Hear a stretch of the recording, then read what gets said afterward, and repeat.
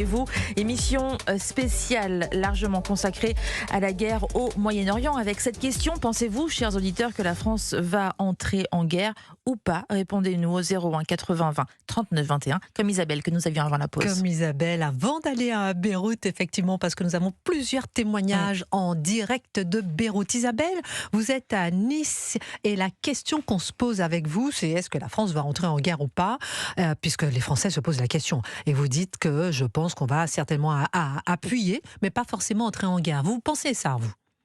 Qu'on va rester en retrait?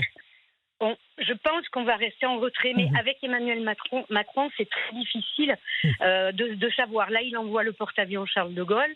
Bon, hier soir, il a pris une posture de chef de guerre. Moi, j'ai un petit peu regardé ce qu'il y avait autour de lui. Il y avait un écritoire de marine derrière lui. Il y avait une pendulette d'officier sur son bureau. Il y avait une lampe tempête sur l'écritoire de marine. Un petit soldat de plomb napoléonien en position de tir. Enfin, là, il nous l'a fait grand guignol, grand théâtre, comme d'habitude.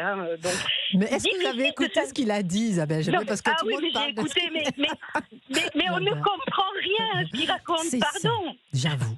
C'est le problème. Ça fait 2 jours d'affilée. Mais ça fait peur, j'avoue. ça fait peur. Et le gars, il peut appuyer sur le bouton, mais oui, on ne comprend rien à ce qu'il raconte. Oui. C'est un truc de fou. Oui, mais peut-être que c'est une façon aussi, je réfléchis à voix haute, Isabelle, peut-être que c'est une façon aussi de rassurer la population, de ne pas faire peur, parce qu'on se rappelle nous sommes en guerre au Covid, heureusement qu'il ne le dit pas maintenant quand même, non? Voilà. Non, mais justement, pas faire peur, moi, pardon, il me fait peur. Parce que justement, on ne sait pas ce qu'il a derrière la tête, il n'a pas l'envergure d'un grand homme d'État, pardon, c'est pas, je pense que j'apprends rien à personne, à part ces quelques fans qui lui restent. Moi, il me fait peur. Il vous fait peur. C'est vrai qu'au niveau diplomatique, on se pose des questions. Il me fait peur. Dans sa posture, il me fait peur. Et on ne sait pas ce qu'il va faire. Bon, il y a le Charles de Gaulle qui est parti. Oui, bon, alors de là, on peut envoyer des rafales, on peut envoyer un tas de trucs, c'est vrai. Mais bon, on n'en sait rien. On ne sait pas, voilà. Oui. Vous confirmez quand même, Isabelle, l'impression que j'ai ce matin, parce que je vois quand même que le chef de l'État s'est exprimé il y a 48 heures déjà pour un discours historique sur la dissuasion nucléaire, et puis après, on a quand même l'impression que ça a fait pchit. Et là, hier soir, grand discours, alors que le monde entier attend effectivement de savoir un peu ce qui va se passer sur le théâtre international. On attend le positionnement de la France, et puis bon, voilà, on a un petit porte-avions qui se dirige. C'est quand même une information importante, mais je suis d'accord avec vous sur le fait qu'on ne sait pas tellement plus où on en est. Merci beaucoup, Isabelle, pour votre témoignage. Merci d'avoir appelé au standard d'Europe 1 au 01 80 20 39 21, numéro non surtaxé. On va avoir Sébastien qui nous appelle de Vendée. Bonjour Sébastien. Vous que pensez-vous, mon cher Sébastien? Bonjour à tous. Moi, je pense que ce monsieur, le président, est dans une posture, qu'on soit clair. Je pense qu'il veut absolument une guerre. Alors là, pour le coup, on va bien tomber. Je pense que s'il déclenche un article 16 à la suite de ça, ça va lui étendre un petit peu ses pouvoirs. Moi, je pense qu'il voulait déjà une guerre, ça fait un petit moment. Il a pris le prétexte avec l'Ukraine. Maintenant, voilà ce qui se passe en Iran. On voit les États-Unis, Israël qui lui a pas demandé son avis en fait, et il s'invite un petit peu comme il se prend un peu pour le Messie, donc voilà. Et je pense qu'il va y avoir le droit. Donc alors c'est vrai qu'il y a le porte-avions comme l'auditrice précédente qui a dit, il y a le porte-avions de Charles de Gaulle qui est en route. Oui. Je sais qu'il provoque un autre conseil de défense, il me semble que c'est ce soir. Oui. Moi, franchement, je vous le dis, sa guerre, il la veut. Et puis on voit déjà en même temps, Sébastien, vous nous appelez de Vendée. J'entends bien, parce que beaucoup de personnes disent ça, qu'il veut une guerre, etc.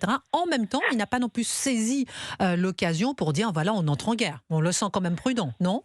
Ouais, il s'est déjà déplacé. S'il provoque des conseils de défense, c'est pas pour rien.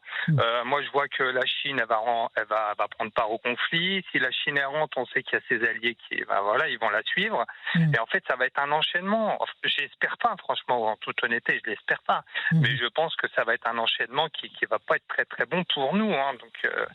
Donc à suivre avec attention et puis voir ce que ça donne. Merci beaucoup, Sébastien. Pensez-vous que la France va entrer en guerre. Appelez-nous comme Sébastien de Vendée, ou bien merci beaucoup Sébastien, belle journée sur Europe 1, ou bien comme Isabelle de Nice pour savoir si vous pensez que la France va entrer en guerre ou pas. C'est vrai qu'on se pose beaucoup de questions. On va aller directement maintenant, en attendant vos appels, rejoindre Claude Ajar. Vous êtes à Beyrouth, vous êtes présidente fondatrice du comité des Libanais exilés en Israël. Première question, Claude Ajar, puisqu'on voulait que cette émission soit dédiée au témoignage. Que se passe-t-il maintenant à Beyrouth à l'heure qu'il est? Je vais ajouter, je suis également la consultante politique d'Etienne Saher, Abou Aruz, le fondateur des Gardiens des Cèdres, un mouvement nationaliste libanais, et qui se trouve en exil forcé. Il se trouve en exil forcé, oui. Et si vous me donnez un peu de temps pour répondre tout d'abord, et dire aux Français et aux Européens que, imaginez-vous, en 1940, 40-41, que personne n'a répondu à l'appel du général de Gaulle et qu'ils avaient laissé Hitler tout ravager sans l'alliance des États-Unis et leurs alliés. Mais ils ont répondu à l'appel. Et je trouve que c'est une honte, vraiment une honte. Excusez-moi si je suis comme ça, parce que vraiment, c'est écœurant d'entendre tout ce que j'entends.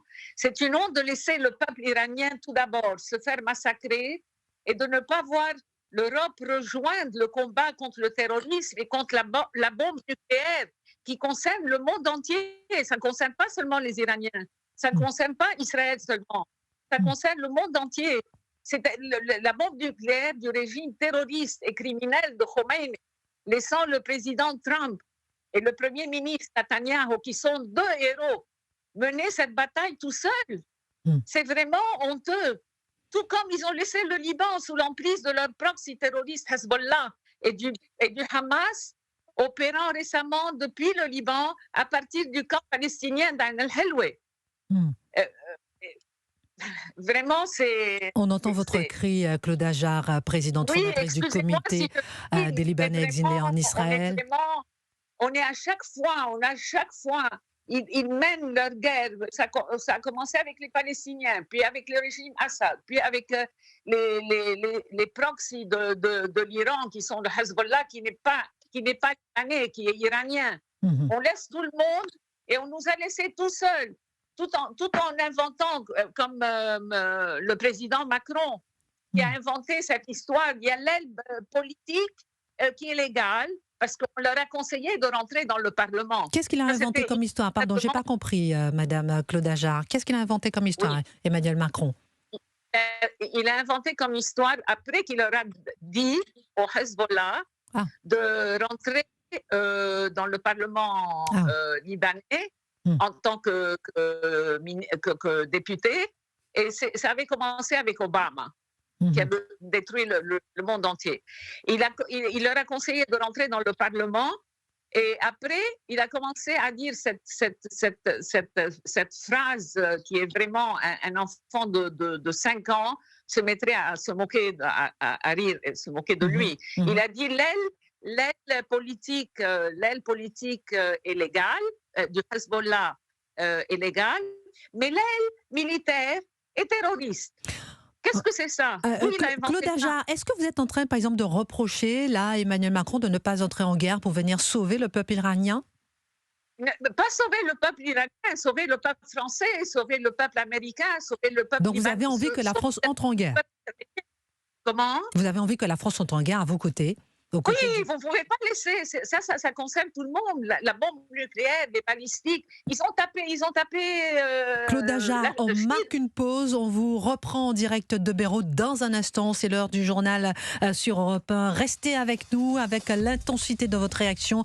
Claude Ajar, présidente fondatrice du comité des Libanais exilés en Israël, qui dit qu'elle a honte, son pays a abandonné l'Iran et a abandonné. Claude Ajar qui appelle le monde à entrer en guerre, en quelque sorte, pour venir sauver le peuple iranien. Et vous aussi réagissez, chers auditeurs, au 01 80 20 39 21. Il est 11h57. À tout de suite avec Christine Kelly sur Europe 1.